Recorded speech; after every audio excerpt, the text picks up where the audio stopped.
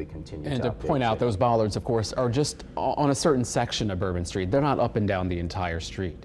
That's true, but if you pass through on the side streets, if you try to turn down when the bollards are activated and they are lifted, you cannot pass down those sections, at least in the first 6 blocks or so of Bourbon Street.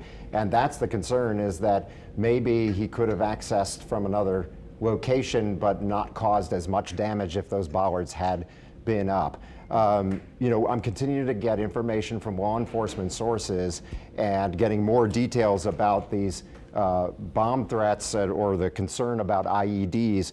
We can now confirm that the bomb squad has detonated at least 4 suspicious packages along Bourbon Street.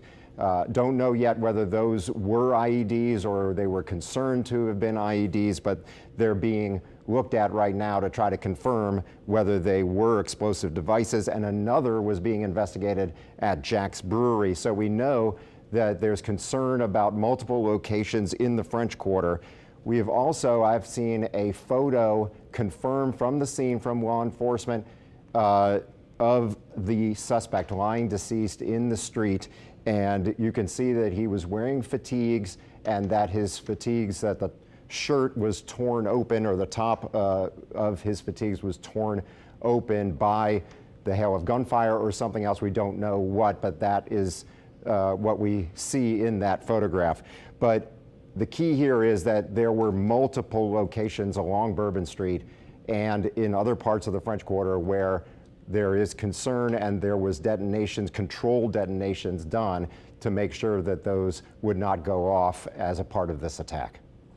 David, I do want to ask you, just based on your reporting from which you've been able to amass thus far, with those multiple investigations going on, how important is the video that we've seen just on social media, documents that people have recorded out there for themselves as they work to piece this together? They're extremely important. I think Mike Perlstein reported earlier that there's a series of cameras that are available to law enforcement that also paint a picture of what happened, and we see from the images that we've been able to see so far from citizens just taking videos exactly how this happened, with the truck going in along Bourbon Street and mowing down people.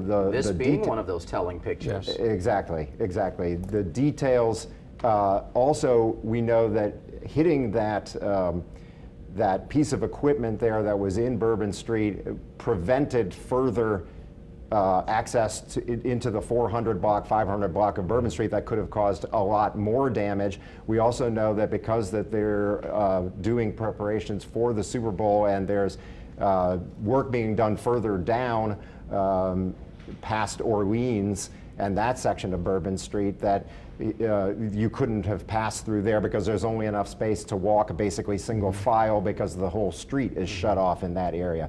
So again, this is the issue with having the bollards in place, which, as you mentioned, they paid $40 million. They got $40 million in federal Homeland Security money to put up during the Mayor Mitch Landrieu administration, and that is critical to establishing a safe pedestrian-only pathway there on Bourbon Street. And of course, up and down Bourbon Street, there are plenty of surveillance videos, so they're not going to be shy when it comes to what they need. Exactly, exactly. And we've seen this before when there were shootings in the French Quarter where there was mass casualties. The use of the various local networks of cameras, security cameras, were able to give us an image of what was going on, allowed law enforcement to track down the perpetrators.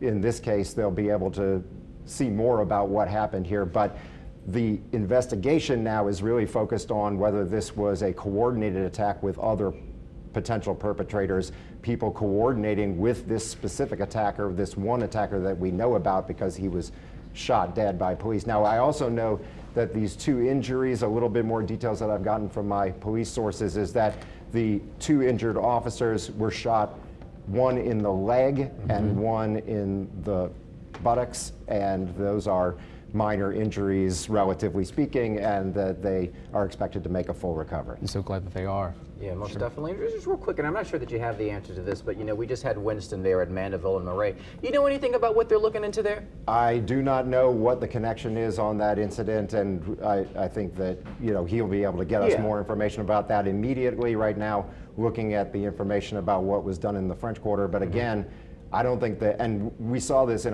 my conversation with Helena Moreno, I don't think that they're ruling anything out, which is why I think there's so much concern about safety, not just in the French Quarter. They're making sure that they have put all the resources into this, federal resources, local, state, to make sure that they don't miss anything else that could happen. That's why there was a sweep, for instance, at the Superdome as we prepare for the Sugar Bowl.